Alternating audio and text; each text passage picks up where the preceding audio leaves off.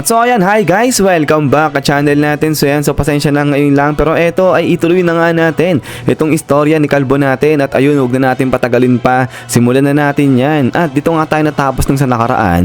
Yung sa pagpapasya neto nila Forte, ni Butterfly DX sa ni Toad na paghusayan nila at i-aim nila ngayon yung tumaas yung kanilang rango sa pagiging hero dyan pa rin sa may Hero Association. At so na, ang continuation niya is eto naman na. So dito, talon naman sa may side ni McCoy dahil eto may nakita sa kanya dyan sa may labas at eto katrabaho niya yan dun sa may Hero Association. So ito sabi ngayon ng lalaki, ang pangalan niya pala si Zack. Sabi niya nga dyan na natatandaan ba siya ni McCoy, sabay silang na-hire dyan sa may Hero Association. So ito kinakamusta niya itong si McCoy at ito nga tuloy nga rito ngayon ni Zack, ang tindi raw talaga na nangyari sa Hero Association pagkatapos ng pag-resign nito ni McCoy. Kasi ang nangyari, bigla raw na-leak yung security info o security data ng Hero Association. So sabi niya nga dyan, sa dinami-dami ng pwedeng ma-leak na info, yung security pa talaga ng Hero Association yung na-leak. So kaya nga ito, sabi ni McCoy, ganun ba? Nalulungkot niya raw yung nangyari, pero siya naman yung nag-leak nga nun. At eto nga ngayon, biglang sabi rito ni Zack na okay lang daw ba rito kay McCoy kung gusto niya mag-dinner silang dalawa para ano ba, kamustahan ganyan. Kasi nga, nag-resign na raw etong si McCoy. Pero yun nga, biglang nagpaalam na. Etong si McCoy sabi niya nga dyan na pasensya na, busy siya sa susunod na lang sabi niya ganyan. At eto nga ngayon talaga nagmamadali. Etong si McCoy parang tumatakbo pa siya rito. At eto ngayon sa loob-loob niya na hindi po pwede na makita siya na parang meron pa siyang connection sa Hero Association o kahit na kanino sa Hero Association. Kasi sabi niya nga dyan, kapag siya nagkamali, yung dumulas ba, yung kanyang dila, yung kanyang bibig ganyan, kahit isang beses lang daw, sigurado tapos siya. Lalo ngayon mahirap daw to kasi hindi niya alam wala siyang idea kung ano yung nasa isip ni Mr. Fuzzy. Hindi niya alam kung paano tumatakbo yung utak nun. Kaya hindi niya raw alam kung ano yung punishment na ibibigay sa kanya once na mag-betray siya dyan sa Neo Organization. At din eto nga, biglang talo naman na sa may side ng Hero Association at eto nga gabi na at nagmi-meeting pa rin etong mga executive. At sabi nga nila rito, etong Hero Association nakasakay talaga yan sa mga S-Class heroes. Sila daw yung pag-asa para sa muling pagbangon nila. So kaya nga ito sabi nila rito,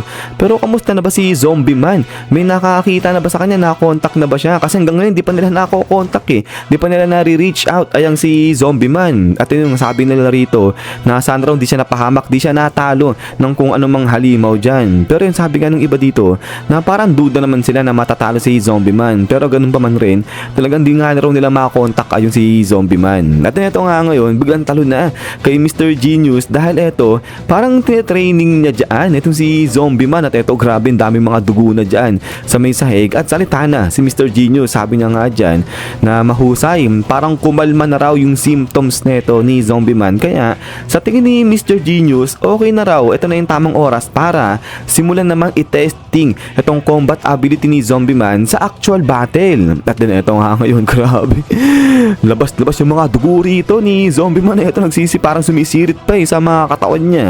Itong mga dugo, sabi na nga dyan, calm down you say, calm my ass, sabi niya dito kay Mr. Genius. So parang minumura niya na itong si Mr. Genius. Sabay sabi nga ngayon ni Mr. Genius, okay sige, itong mga kalaban ngayon ni Zombie Man ay lalabas na. At ito nga biglang labas dito itong halimaw na to at boom, grabe ang laki, parang malaking beetle na halimaw. Ito ang present ni Mr. Genius dyan kay Zombie Man. At eto ngayon yung kakalabanin niya. So ito nga sabi nga ni Mr. Genius na wag daw mamamatay kagad daw dyan ito si Zombie Man. At then pagkatapos nga nito ay biglang talo naman dito sa may CTE dahil may kinakalaban na itong Class A rank 5 natin na si Heavy Tank Loincloth. At ito nga bagsak siya rito kaya nag-aalala itong citizen. Sabi nga nila, nako, wala na, hindi na siya makakalaban pa. At ito nga ngayon, boom, grabe, ang laking zebra yung kalaban niya dyan. At ito nga nag-aalala yung mga tao kasi sabi nga nila, wala na, talo na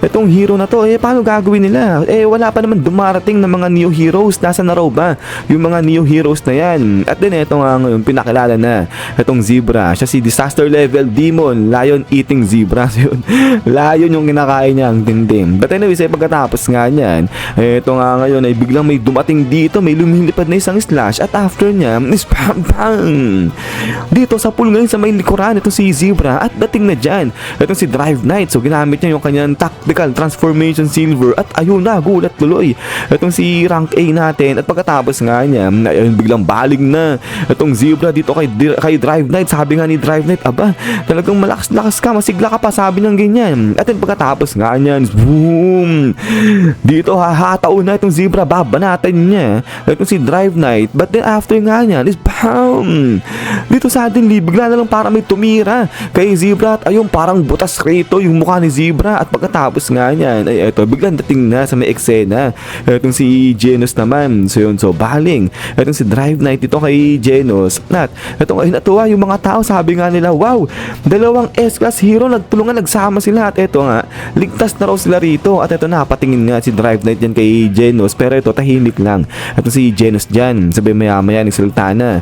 Itong si Loincloth, sabi niya nga dyan na teka, di pa natatapos ang lahat, sabi niyang ganyan. Dahil isang halimaw pa lang daw yung natatalo nila, at ang pinaka-source ng mga halimaw na to ay yung animal park dyan sa ECT. So anong nangyari, mukhang yung mga herbivores daw na mga hayop ay nag-transform sila into monster, at ngayon sinasakop nila yung animal park, at ngayon nagwawala na sila. So kaya nga sabi ni Loincloth, magmadali itong dalawa at pumunta kaagad sila doon sa may animal park. So siguro parang zoo yung tinutukoy nga na to ni Loincloth. At then pagkatapos nga niyan is yan guys, so hanggang dito lang ito sa episode 330 natin. So yan, grabe, mga hayop naman ngayon yung mga nasa may zoo naman, yung nagtra-transform into monster. At eto nga, nagwawala na sila ngayon dyan. Pero yun nga guys, ay ulit maraming salamat sa panood dito kay One Punch Man natin at sa walang sawang pagsuporta sa channel natin. So yun, so lagi mag-ingat, God bless nyo lahat at hintay-hintay lang sa next episode natin. So yun, so kita-kits tayo ulit.